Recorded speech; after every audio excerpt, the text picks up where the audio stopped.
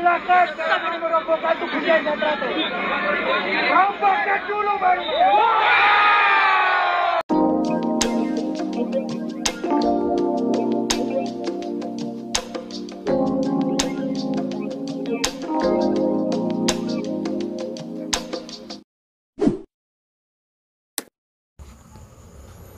Assalamualaikum warahmatullahi wabarakatuh. Sugeng dalu sedulur semua wilujeng rayu.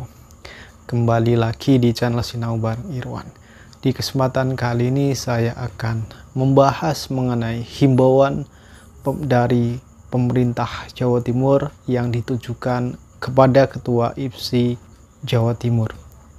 Hal ini mengenai salah satu penertiban dari tugu yang tergabung dalam organisasi pencaksilat di bawah naungan Ikatan Pencaksilat Indonesia yang terkhusus di Jawa Timur.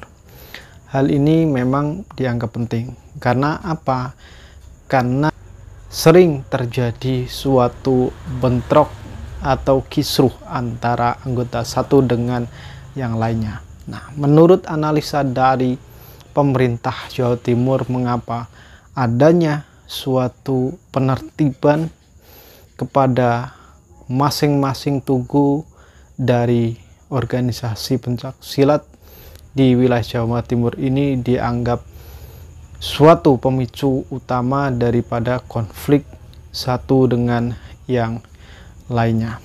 Dan ternyata himbauan yang ditujukan kepada IPSI ini ternyata menjadi realisasi dari masing-masing tugu pencaksilat yang tergabung di dalam IPSI. Tidak hanya Persaudaraan Setia Hati Trate, ternyata juga tugu dari IKSPI dan juga tugu SH Winango dan tugu-tugu yang lainnya yang telah berdiri di pinggir jalan dianggap pemicu utama daripada konflik antara anggota atau oknum satu dengan yang lainnya.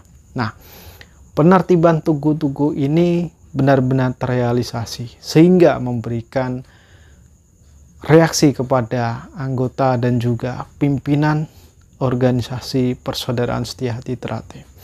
Telah kita ketahui kemarin dari salah satu tokoh di Jember, yakni Kang Mas Fajar Sukmono, juga sampai turun adanya penertiban tugu-tugu di wilayah Jember. Hal itu juga diikuti oleh saudara yang lainnya yang ikut serta dan turun ke jalan mengenai reaksi daripada tugu yang telah ditertibkan atau dirobohkan. Silakan jangan merobohkan tubuhnya yang teratur. Robohkan dulu baru.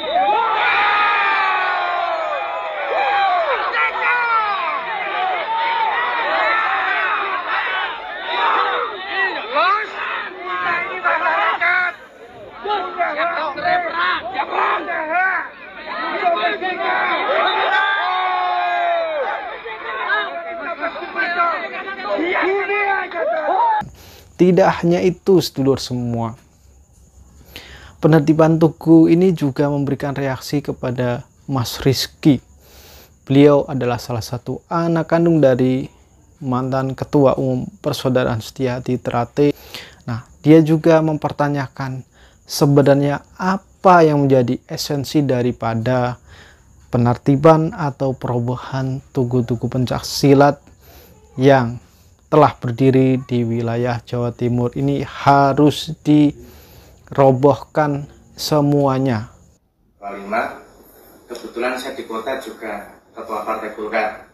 Nah, jadi saya melihat begini. Jadi apa urgensi penghancuran tugu? Apakah tugu itu menimbulkan masalah, menimbulkan berantem? Kalaupun berantem, setahun berapa kali? Nah, kalau tidak ada permasalahan apapun, tugu baik-baik saja, tidak ada urgensi apapun, kenapa harus dirobohkan? Gitu. Kalau kita mau melihat juga, Panjenengan kalau ke Sun City, mungkin Sabtu atau Minggu biasanya ada anak-anak pakai baju model Jepang. Artinya mereka terinfiltrasi oleh budaya Jepang. Mereka pakai baju OKG atau apa segala macam. Nah ini kenapa anak bangsa yang cinta dengan budayanya dan mengaktualisasinya lewat tugu, kenapa disalahkan? Kenapa kebanggaan terhadap budaya bangsa pencak silat ini malah dihancurkan? Kita bicara NKRI. Saya pernah datang ke Asigi di perbatasan Papua. Ada satu letnan intelijen dari Kopassus, Mas, saya mohon izin.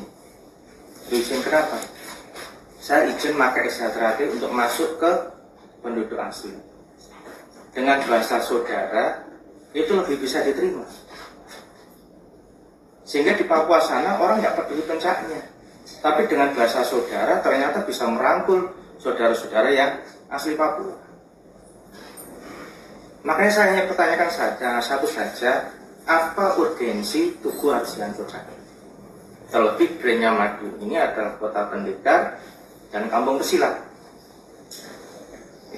Jadi itu saja. Jadi kalau ada ketemu dengan Pak Kapolda langsung, ini titipan pertanyaan yang saya ajukan. Dan mungkin mohon maaf karena kebetulan saya partai politik, kebetulan ada teman-teman yang menyampaikan aspirasi, bahkan termasuk sebelum surah itu dari Tunas Muda juga ketemu saya, guyonan juga. Nah pengen tuh gede dirobonnya barang, nak pengen dirobonnya ayo geger, gitu. Tapi nak gak pengen tuh gede dirobonnya surah itu aman. Dan alhamdulillah tidak insiden apa. Artinya apa? Tugu bukan sumber permasalahan. Jadi saya mohon juga mungkin kami selaku istilahnya penyampai aspirasi masyarakat juga akan berkirim surat kepada Pak Kapolda. Apa urgensi penghancuran Tugu? Kecuali kalau di situ timbul konflik terus sampai Pak Mas Heru sama Pak Dadang ini pusing sampai nangani karena tiap minggu gegeran atau tiap bulan gegeran, monggo dihancurkan.